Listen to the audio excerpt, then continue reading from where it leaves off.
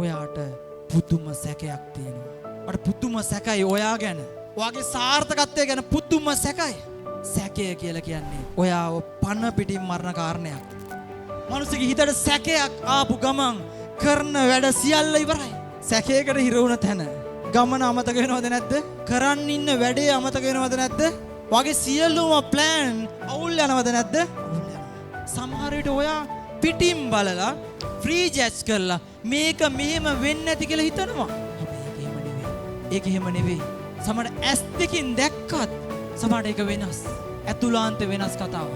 ඒක ඇතුළාන්තෙට රිංගලා අධ්‍යයනය කරද්දී ඒක වෙනස් කතාවක්. ඔයාට ගොඩක් වෙලාවට අවුල් කරන්නේ මේ බය, සැකය කියන කාරණා. හොඳට මතක තියාගන්න. ඔයාට අවස්ථාවක් ලැබුණද ඔයා බය වෙනවා. ඔයා සැක හිතනවා. මේ කිව්වට කියලා. ඔය කිව්වට කියලා එනවද නැද්ද ඇතුළාන්තෙන් කාරණයක්? එනවා. ඒක සාමාන්‍යයි. හැබැයි ඒක කන්ට්‍රෝල් කරගන්න. ඒක කන්ට්‍රෝල් කරගන්න. රයිට්. වගේ ලයිෆ් එකේ ගොඩක් තැන්වල ඔයා අතරමං වෙන තැන්, වගේ සක්සස් එක නතර වෙන තැන් ඔයා නවත්තනවා. ඔයාගේ